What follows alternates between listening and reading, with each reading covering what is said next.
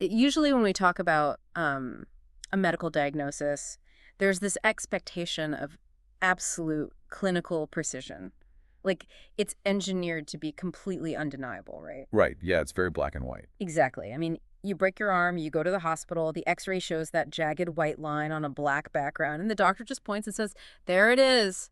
That is the problem. It's entirely binary. The bone is either whole or it's fractured. Mm. And, there's an immense psychological comfort in that binary state. Mm. We fundamentally crave things that can be made visible. We want the proof. We do. Yeah. We want things that can be categorized, labeled, and just put into a neat little box. Right. But then you step into the world of human memory, and suddenly that x-ray machine is just, well, it's completely useless. Oh, totally useless. You're looking at an internal landscape that is incredibly murky. It's shifting underneath your feet.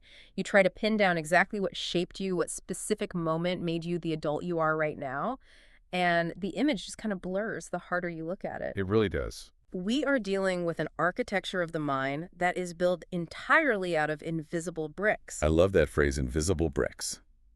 It is the absolute definition of diagnostic muddy waters. Because, memory is incredibly deceptive. How so? Like, I always picture it as a filing cabinet. Right. Most people do. We tend to think of it like a photograph tucked away in a digital album, just waiting perfectly preserved until we retrieve it. But neurologically and psychologically, it is much more like a painting that you keep touching up every single year. Oh, wow. So we're actively altering it. Exactly. You paint over the rough spots, you accidentally highlight the bright spots with a heavier brush, and eventually the original canvas is buried under decades of psychological varnish. That's wild. Every time you remember something, you're actually remembering the last time you remembered it. Okay, that is just mind-bending, and it is exactly the mission for today's deep dive. So, welcome. We are so glad you could join us for this one. We are taking a massive, sprawling, and honestly fascinating collection of human accounts, historical retrospectives, and even global news, and we are trying to build a reliable map of that invisible architecture. Like a huge undertaking, but so rewarding. Definitely. We really want to understand how the micro moments of your past, the places you grew up, those incredibly awkward, chaotic first jobs, the deeply unrealistic dreams you had when you were like 10 years old, how all of that quietly constructed the reality of the adult life you are navigating right now. And we're looking at a truly unique blend of materials to figure this out today. Yeah, the stack is wild this time. It really is. We are pulling from rich, deliberate conversations where people are just breaking down their childhood memories and daily routines into very foundational language, like everyday stuff. Right, the simple things. Yep. And then we have these deeply personal historical accounts exploring family dynamics post-World War II. And then, jarringly, but importantly, we have contemporary global news briefings focusing on the massive logistical buildup to the 2026 World Cup. It is such a wild mix of human experience. But, the goal is to see how the macro events of the world, the wars, the global tournaments, the economic shifts, actually serve as the massive, heavy backdrop for our tiny, intimate micro-histories. Which they always do, whether we realize it or not. Exactly. So, okay, let's unpack this. I want to start right at the foundation of the house. Let's look at the geography and the raw sensory details of childhood. Because reading through these accounts, there is a fascinating, almost cinematic split right out of the gate between the city kids and the country kids. Oh, it's a remarkably distinct geographical divide in the memories people naturally prioritize. Yeah. The urban experience described in these life stories is just heavily defined by density and verticality. Yeah. People vividly remembering growing up on, like, the 5th floor of an apartment building. Looking down at everything. Right. And the constant, inescapable, low-frequency hum of traffic that just becomes the white noise of your existence. I grew up near a highway. I know exactly that hum. There you go. And there's these beautiful accounts of kids playing soccer in a narrow alleyway with a crushed plastic bottle. Or an old soup can because they just didn't have a real ball. Making do with what's there. Exactly. And the big monumental weekend event wasn't exploring a vast wilderness. It was a highly curated trip to a small, concrete-bordered municipal park just to feed ducks in a murky pond. Right, and contrast that urban density with the rural memories. The country kids in the transcripts are talking about an entirely different reality, like waking up to a 5 a.m. rooster. Oh, but Which, by the way, sounds incredibly charming and rustic in a storybook until you actually have to sleep near a live rooster. They are loud. they're relentlessly loud. Yeah. But they talk about wide open spaces, looking out their bedroom windows to see the imposing imposing purple silhouette of mountains and just the absolute ringing quiet of the environment. The silence is heavy. It is. But here's the thing that really struck me as I was digging into these stories. Regardless of whether a kid was staring out at a concrete skyscraper or a rocky mountain peak, the universal currency of their childhood was this relentless pursuit of simple, unmanaged freedoms. Yes, that is the unifying thread across all human development. The physical backdrop changes dramatically, but the psychological behavior remains remarkably consistent. It's all the same feelings underneath. Exactly. The accounts constantly circle back to these universal joys. The visceral thrill of playing hide and seek, like that specific feeling of making yourself as small as possible in a closet, holding your breath, your heart just pounding in your ear. I can literally feel that right now. Right. Or the feeling of riding a red bicycle with those cheap plastic streamers on the handles. Yeah. One person literally described that exact sensation as feeling like pure distilled freedom. Yes, the wind rushing past your face. Yeah, entirely untethered from adult supervision, just Yeah. pedaling as fast as you can. Yes, the red bicycle, it's so iconic. And oh my gosh, the tree houses. Oh, the treehouse stories are fantastic. There is this one incredible story about building a treehouse that really caught my attention. And let's be clear, this wasn't some architectural marvel you see on an influencer's page today. No safety codes were followed here. None at all. It was a chaotic, asymmetrical box built over 2 weekends with a dad using splintered old wood salvaged from a local hardware store. But the person recalling this talks about the overwhelming smell of the fresh pine wood. Sensory anchors again? Exactly.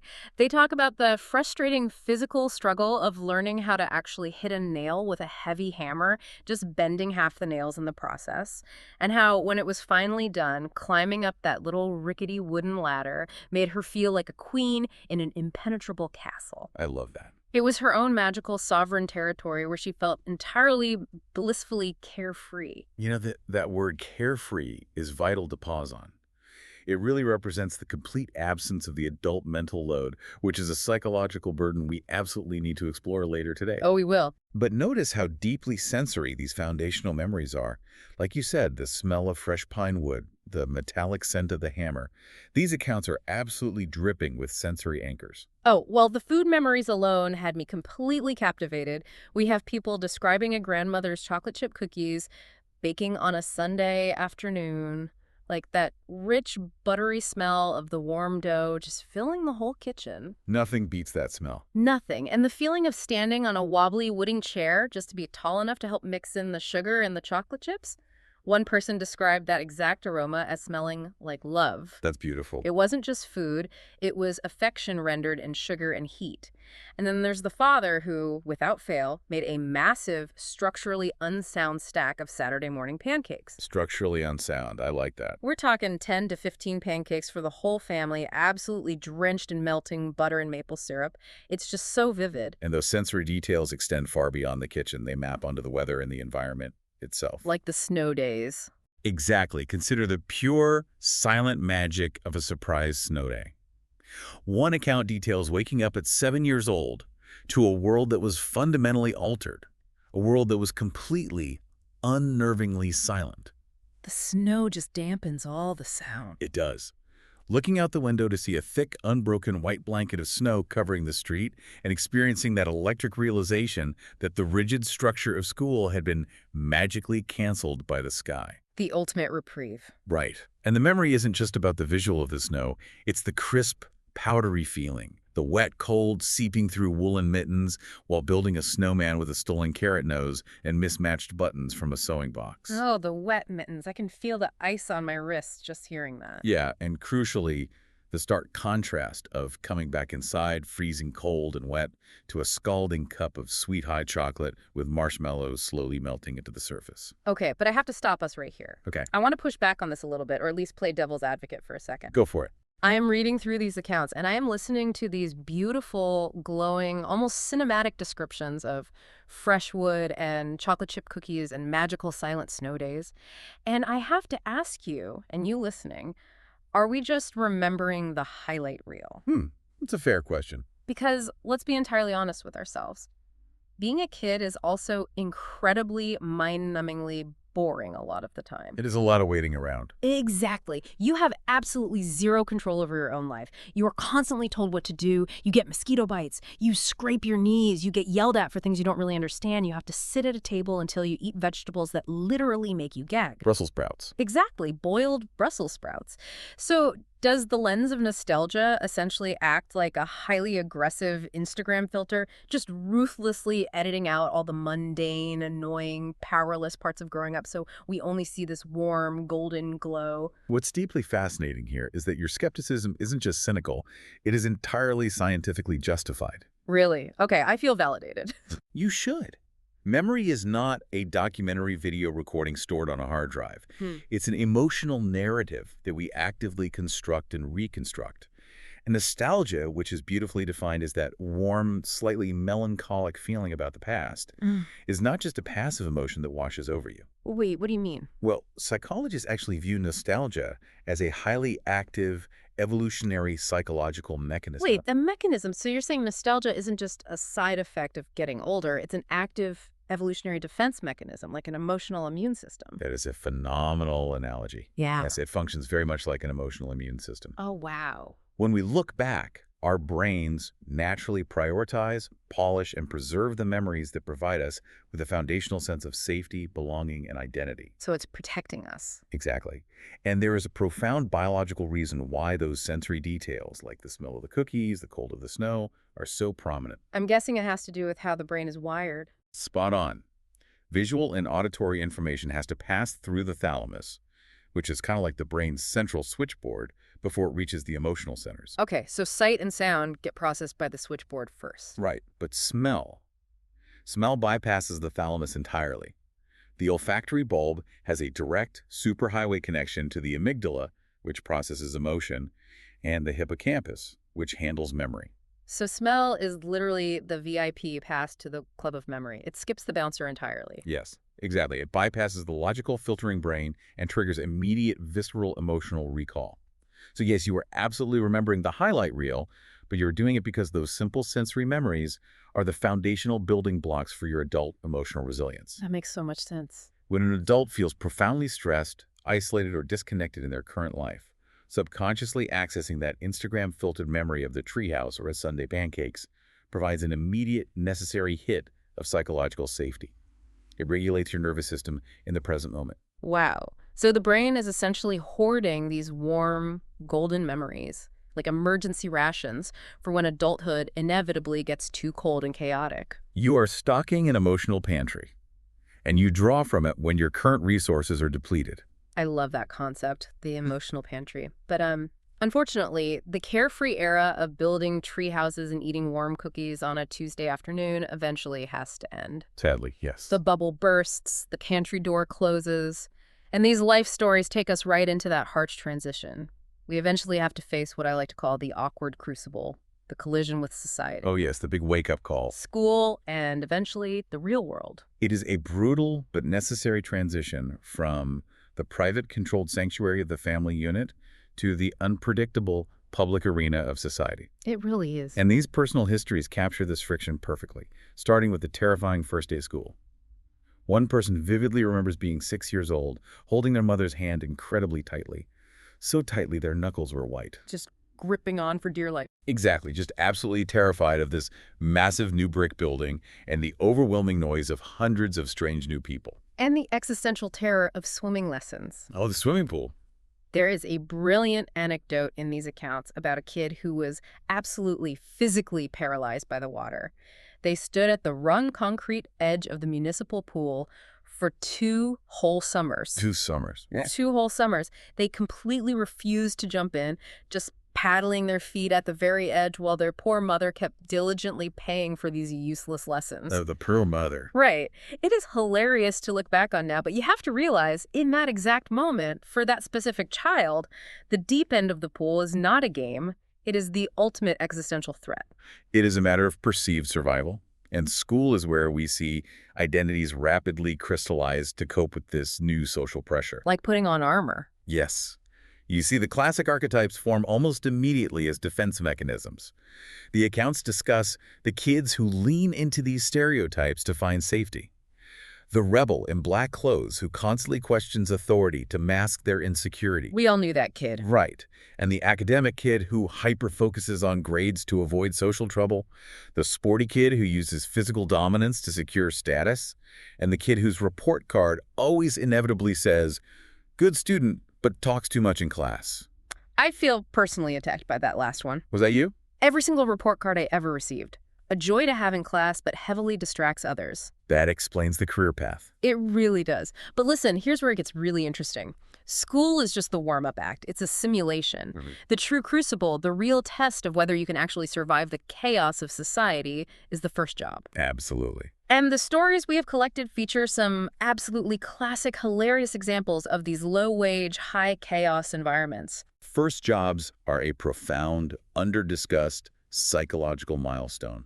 They are the exact moment a young person's labor is officially commodified. Right. You're trading time for a paycheck for the first time. But more importantly, it is the first time they have to interact with the sheer, unfiltered unpredictability of the general public, entirely without a parent there to run interference or smooth things over. And the general public is wildly, deeply unpredictable. Take the pizza place story from these accounts. Well, this one's a classic. It is. We have a 16-year-old kid absolutely thrilled to be making minimum wage, wearing an ill-fitting uniform and feeling incredibly grown up, working the counter at a greasy local pizza joint. You can just picture the polyester uniform. Oh, the sweat-stained visor, everything.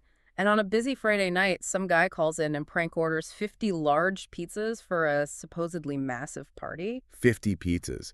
The sheer logistics of that for a small kitchen. 50. And the teenage staff is so excited by the challenge, they think they're pulling off the heist of the century. They're going to be heroes. Exactly. They go into overdrive, spinning dough, burning their arms on the ovens, using up practically all the cheese and pepperoni in the walk-in fridge.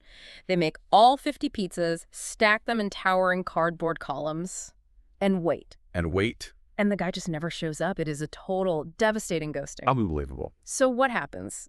The teenage staff, to avoid wasting it, ends up having to eat pizza for days. Oh, no. They eat it for lunch, they take it home, they eat it cold for breakfast, until they are absolutely sick to their stomachs and physically can't even look at a slice of pepperoni without feeling nauseous. That sounds like torture. It's a hilarious memory now, but at the time, it's this incredibly harsh, visceral lesson in human malice and unreliability. It truly is. It's the first encounter with the void of human accountability. People will just lie to you. Yeah. And contrast that frantic operational kitchen chaos with the intense, localized psychological warfare of babysitting. Oh my gosh, the babysitting story. This one is legendary. These accounts detail a 13-year-old babysitter dealing with a notoriously stubborn toddler. And the toddler decides, for reasons only known to him, to lock himself inside the upstairs bathroom. Oh, terrifying. But he didn't just lock the door and cry. He initiated a calculated standoff. A hostage situation. Literally. He refused to come out for a full, agonizing hour until he decided, entirely on his own terms, that he was ready for a bowl of ice cream. I mean, imagine the sheer cold panic of being 13 years old. You are ostensibly the adult in the house.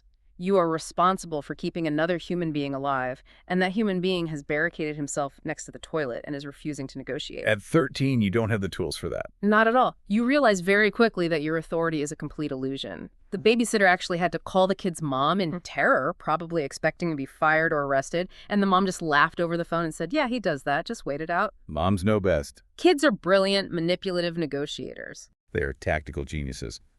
But look at what is actually happening beneath the surface of these scenarios. Enduring a 60-minute bathroom standoff with a hostile toddler, or managing the logistical and financial fallout of 50 wasted pizzas, these are not just funny anecdotes to tell at a dinner party. No. What are they? These are intense, low-stakes training grounds. First jobs are the exact place where we learn the vital concept that failure is just feedback. Right. I mean, the pizza place didn't physically burn down. The business survived the 50 lost pizzas. Exactly. The toddler didn't perish in the bathroom. He eventually emerged, victorious, for his ice cream. The world didn't end. The world kept spinning. You learn crisis management. You learn emotional regulation in the face of absolute absurdity. Yeah, that's a good point. You learn how to endure profound boredom, frustration, and unfairness without completely losing your temper.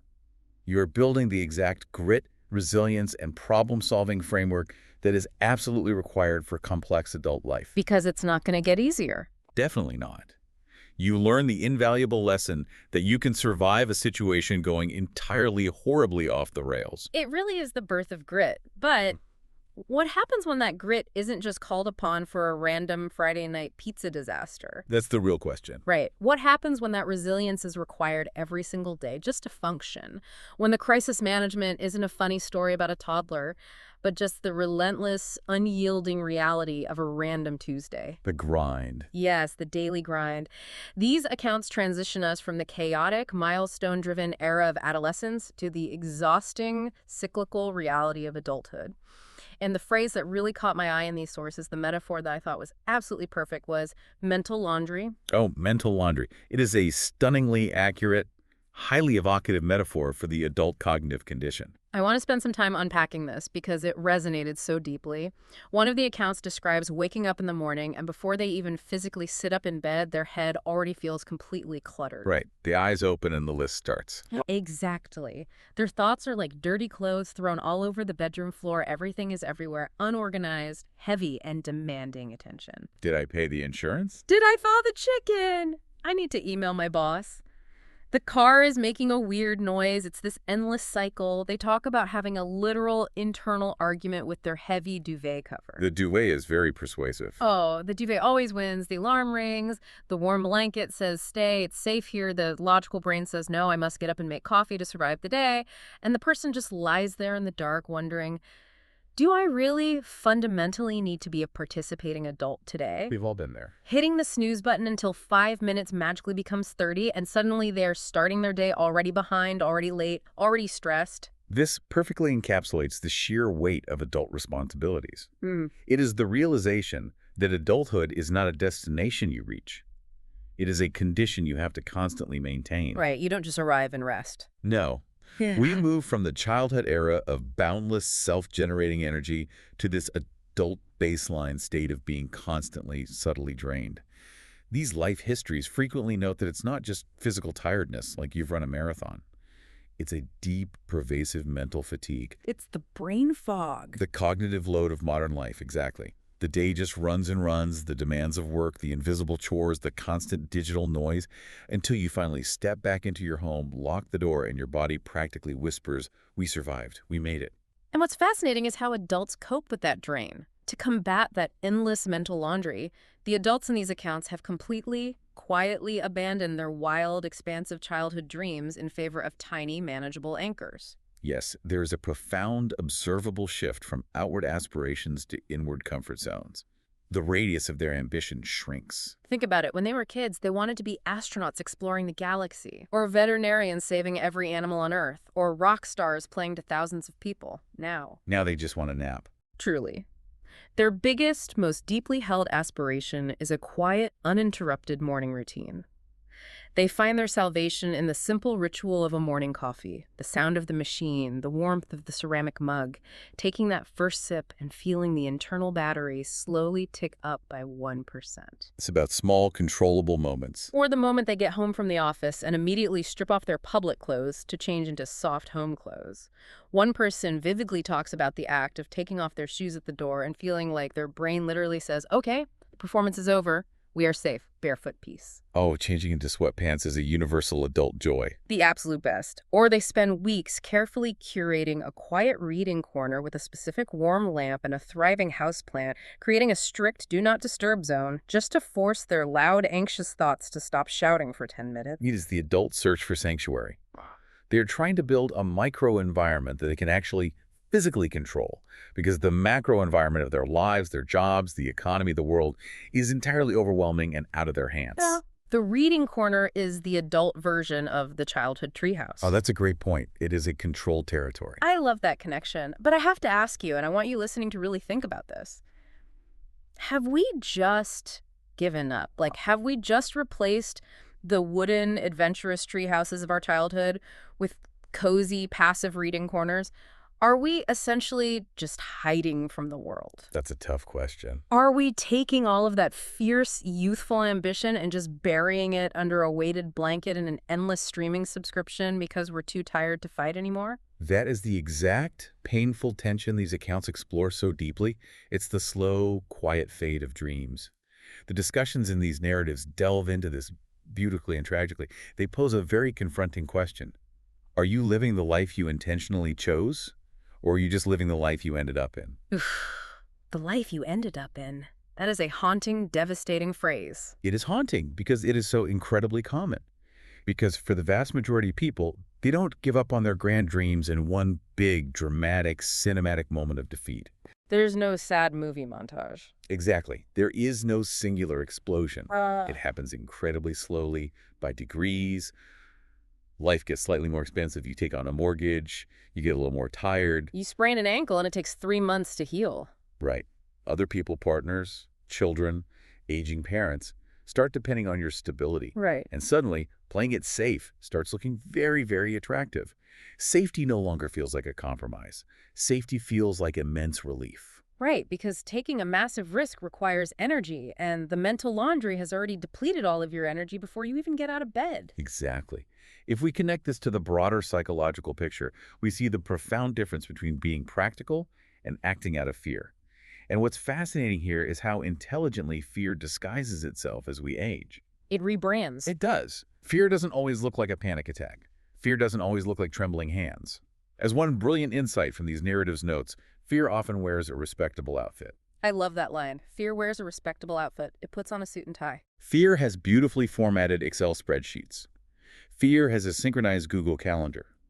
Fear has 12 highly organized, incredibly logical, bullet-pointed reasons why today is simply not the financially prudent time to take a risk, change careers, or move cities. It sounds so responsible when you put it like that. Right. People rarely stand up and say, I am absolutely terrified to fail. Instead, they lower their voice, cross their arms, and say, I'm just being realistic. Oh, wow. And over time, avoiding discomfort, avoiding risk, becomes their entire personality.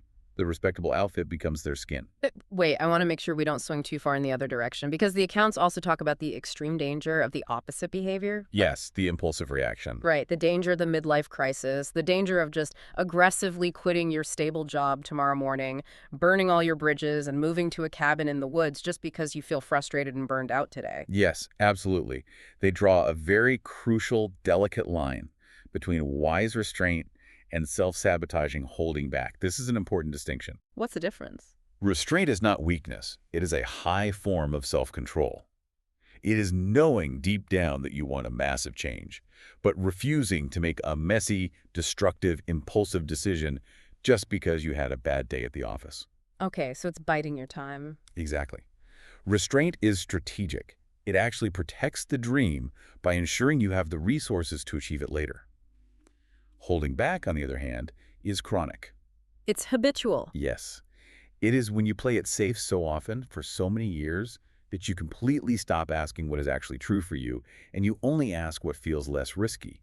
If you hold back long enough, you slowly abandon yourself. So the goal isn't to dramatically blow up your life and set fire to your respectable outfit. The goal is internal loyalty. Internal loyalty, I like that. A quiet, fierce refusal to forget the original dream completely, even while you are doing the highly practical, necessary things to survive and pay your bills. Precisely. You do not have to choose between the astronaut and the coffee mug. They can coexist. You can have both.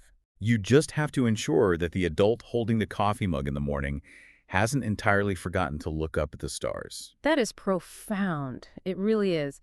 But this underlying tension, this constant tug of war between what we desperately want to do and what we practically have to do to survive, that isn't a new struggle. Not at all. We modern humans didn't invent burnout. We didn't invent exhaustion. To really deeply understand our own exhausting lives and this concept of the mental load, we have to look backward. We have to zoom out. Exactly. We have to look at the generations that raised us. And that brings us to the deeply personal historical accounts in our stack of materials today. Yes, the historical retrospectives looking back at the post-World War II era. These serve as a remarkable piece of oral history. We are looking at accounts where people are digging through old, dusty boxes, finding handwritten letters, diaries, and ledgers from the late 1940s and 50s. This specific story about the house absolutely floored me. I want you listening to really picture this scenario. It's incredible. We are talking about the late 1940s in Yorkshire, England.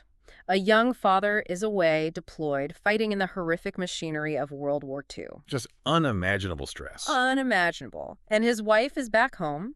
She is dealing with extreme wartime rationing. We're talking about strict limits on butter, sugar, meat, clothes, everything. The basics of survival. Yes. And she is dealing with the constant ambient terror of the war, the literal threat of bombings, and the daily dread of a telegram arriving with worst-case news. She is carrying a psychological load that is almost unfathomable to us today. Truly. And what does she do in the middle of all this chaos? She secretly buys a house. For 600 pounds. A monumental sum at the time for her circumstances. For 600 pounds, she quietly orchestrates this massive, complex real estate transaction with the help of her father-in-law. And she doesn't do it as an investment. She does it so that when or if her husband eventually returns from the unimaginable trauma of war, he doesn't have to face the indignity of living crammed in with his in-laws. She wanted to give him agency. Yes. She buys it so he has a physical, sovereign home to return to. A place of peace. The staggering emotional resilience, the sheer defiance and practicality of that generation is incredibly hard to comprehend. Makes our daily complaints seem a bit small. Right. Think about the modern burnout we just discussed, being overwhelmed by an email inbox. Now imagine adding wartime rationing and the threat of global collapse to that load. It puts our mental laundry into a very stark perspective. It absolutely does. And it highlights a massive tectonic generational shift in societal expectations and the nature of anxiety itself. How so? Well, the woman reflecting on this era in the accounts also discusses her own young adulthood later in the 1960s. Her expectations for her own life were incredibly defined, rigid, and limited by today's standards. Oh, sure. She got a standard secretarial qualification, she learned shorthand, she secured a steady job easily, and she frankly admits in the retrospective that she had a very low level of professional ambition. Which was expected of her. Exactly. Not because she wasn't intelligent, but because the ultimate undeniable societal expectation was simply that she would marry, have children, and run the domestic home. Her husband would go to work, come back, and she handled 100% of the domestic sphere. The path was entirely mapped out for her. And she explicitly contrasts that rigid 1960s path with the lives of modern adults today. The modern era of the dual career household. She looks at how parents today are practically splitting themselves in two, trying to manage highly demanding, always-on corporate careers, while simultaneously hyper-managing intensive childcare, extracurriculars, and household logistics. It's impossible math. It is, and she is genuinely baffled by how we carry that immense modern mental load. She looks at the modern generation and literally says she does not know how they do it without collapsing. What we are observing here is the evolution of anxiety. That's a fascinating way to phrase it. In the 1940s, the anxiety was sheer physical survival and economic rationing. In the 1960s, the anxiety was the pressure of conforming perfectly to very rigid, narrow societal roles.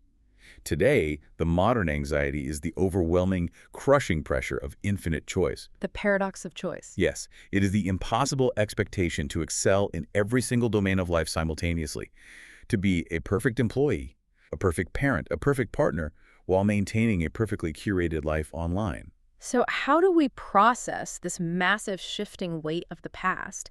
How do we relate to these previous generations? Looking at the linguistic analysis in these materials, it's fascinating to see how we use language to frame these eras. The vocabulary is very telling. Very telling. We use phrases like way back, or we look at a sepia-toned photo and call it a throwback, or we hear an old song on the radio and say it really takes me back. Right, it's distancing language. Exactly. Yeah. We use the grammatical construction used to signal a past habit that has been entirely severed from the present. Like, I used to ride my bike. Our language is inherently built to distance ourselves from the past, to put it behind glass while still nominally honoring it. But these historical accounts also reveal a deep, universal, and highly painful regret regarding how we treat the past. Oh, this part was tough to read. Very tough. While rummaging through those old boxes and reading her grandfather's wartime diary, the woman in the narrative realizes something absolutely heartbreaking. Her grandfather had written down a piece of advice given to him by his own mother-in-law. And what was it? The advice was this: as you get older, everyone you knew in your youth dies, and you are eventually filled with a profound regret because you realize you didn't ask them enough deep questions about their lives while they were here. Wow. And the woman reading this diary entry suddenly realizes, with a shock, that she did the exact same thing to her own father. Oh, man. She never asked him about his war trauma. She never asked him how he really felt when he saw the house she bought for 600 pounds. She never asked him about his fears. She waited until he was gone, and only then did the questions arrive. But by then, the library had burned down. The answers were gone. Exactly. What is the tragedy of assumption? When we are young, we naturally selfishly see our parents and grandparents merely as the static backdrop to our own lives. We view them as supporting characters in our movie. The NPCs in our video game. Basically, we fundamentally fail to see them as the protagonists of their own complex, terrifying, and deeply uncertain journeys. And that leads me to a really uncomfortable question for you, the listener. I want you to genuinely think about how we live today. We are objectively the most documented generation in the history of human civilization. We take high-definition photos of our lattes. We post a Throwback Thursday picture of our beach vacation from 3 years ago. We document every mundane, fleeting thought on social media. Oh. But are we, ironically, the absolute worst generation at preserving the actual deep historical narratives of our own families? That is a very sharp critique. Are we drowning in a massive sea of digital data like thousands of photos on our phones, but completely starving for true contextual personal history? When was the last time you sat down with a voice recorder and asked your parents what they were genuinely terrified of when they were in their 20s?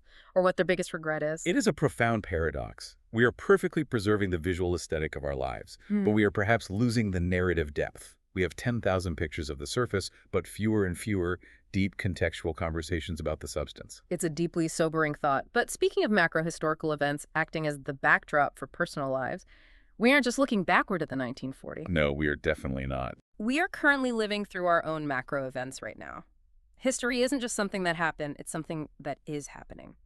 Which brings us to the final and frankly most jarring accounts in our material today. Yes, we need to address the contemporary global news briefings regarding the upcoming 2026 World Cup. Right. And before we dive into the substance of this, just to ground us here, we are looking at news reports detailing some incredibly intense, highly complex situations surrounding this global tournament. A lot of moving parts. Exactly. We are seeing reports of the opening matches in Mexico, massive cascading logistical crises involving international visa issues, severe threats of widespread labor strikes from essential workers, reports of severe, unprecedented weather and storms threatening infrastructure, and a growing list of excluded or injured star players. There's a lot of turmoil. It is. Now, we are not political analysts, and we aren't here to debate the politics or take a stance on who is right or wrong in these labor disputes or visa policies. We just want to make that clear. Right. Our goal is impartial observation of the event's scale. Exactly. We are simply looking at the sheer scale and noise of the disruption as reported to understand how heavy this macro event is. With that impartiality clearly established, what is crucial for our discussion is not the specific granular politics of the labor strikes, but the sheer, overwhelming scale of the event. This is a massive, chaotic, globally disruptive undertaking that is dominating the international news cycle. You can't escape it. It is an event of historical proportions happening in real time. It's huge. The news makes it sound incredibly, overwhelmingly stressful. Visas are delayed, keeping fans in absolute limbo. Workers are threatening to walk out, which could paralyze the entire transportation grid. Massive storms are literally threatening the physical infrastructure of the stadiums. It sounds like a movie script. It does. To an adult reading the morning paper, it sounds like an absolute geopolitical and logistical headache. It sounds like pure anxiety. Which raises a really important philosophical question for us. What's that? How do we reconcile this intense, anxiety-inducing global news with the quiet, warm, sensory memories of childhood we discussed at the very beginning of this deep dive? I honestly don't know. They feel like they exist on completely different planets. One is the smell of fresh wood in a treehouse, and the other is a global visa crisis. They feel entirely disconnected until you realize one profound truth. History is happening right now. Think back to the post-WWII historical account. Okay. The severe rationing, the threat of air raids, the bomb sites of the 1940s and 50s, which seem like monumental, terrifying historical textbook events to us today, were actually just the ordinary, mundane, everyday backdrop for one generation's childhood. Right, it was just the norm for them. Exactly.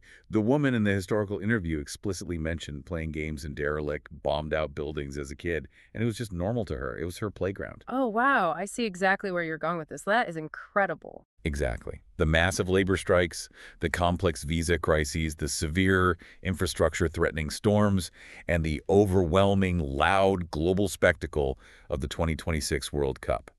That is the exact historical backdrop for today's children. That's their normal. Yes.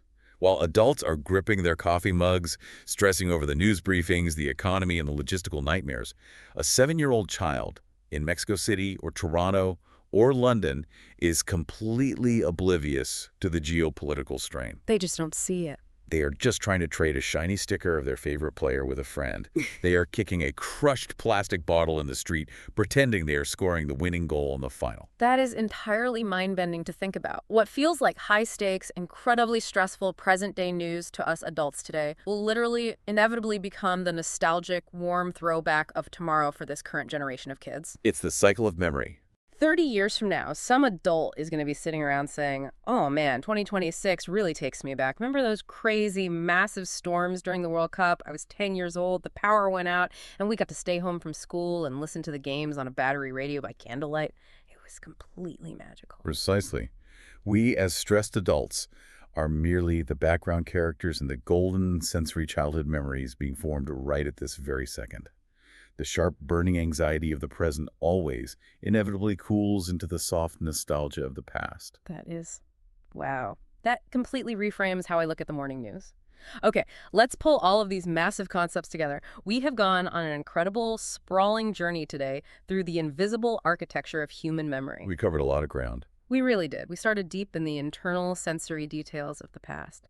The smell of fresh pine wood in a makeshift treehouse, the universal, untethered freedom of a red bicycle, and the realization that nostalgia isn't just sadness, but an active emotional armor, an immune system that protects us.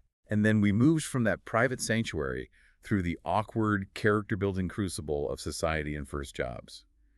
We realized that surviving a toddler's psychological bathroom standoff, or the sheer operational nightmare of 50 wasted pizzas, is actually the secret, vital training ground where we learn that failure is merely feedback, building our adult resilience.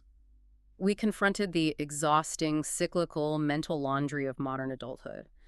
We looked at the subtle danger of letting our deepest fears dress up in the respectable outfit of being practical, and we recognized the vital, quiet importance of staying loyal to our original dreams, even if we just have to shrink them down to fit into a cozy reading corner for a while. We examined the profound tectonic generational shifts, moving from a mother bravely secretly buying a house during the rationing of a world war to the immense, crushing mental load of endless choice in modern life. And we highlighted the urgent, tragic need to ask our elders the hard, deep questions before their history is permanently lost to time. And finally, we snapped violently back to the present moment, realizing that the chaotic, anxiety-inducing news of the 2026 World Cup, the strikes, the storms, the international visas, is currently actively cementing itself as the nostalgic golden backdrop for tomorrow's adults. We are, quite literally, living inside tomorrow's history books right now. It is a continuous, unbroken, endlessly fascinating chain of human experience. It really, truly is. And that leaves me with a final, lingering thought for you to deeply mull over as you go about the rest of your day. Think about your life right now, today. We spend so much of our precious mental energy, so much of our cognitive load, focusing on the grand narrative. The big picture. Right. We stress over the 5-year career goals, the major life changes, the relentless 24-hour global news cycle. But looking back at everything we've unpacked from these human accounts, the things that actually stick, the things that truly survive the relentless fading of time, are almost laughably small. They really are. It isn't the geopolitical treaties, it's the smell of fresh wood. It's the absurd memory of a stubborn kid wanting ice cream. It's the specific warmth of a ceramic cup of coffee in the quiet early hours of the morning. The anchors. Exactly, the anchors. So I want you to look around you right now. What incredibly mundane, seemingly unimportant, totally practical thing are you doing right now that is quietly, invisibly cementing itself as a core memory? What tiny, overlooked detail of today's exhausting routine will you be deeply, achingly nostalgic for 20 years from now? Thank you for joining us on this deep dive. We'll see you next time.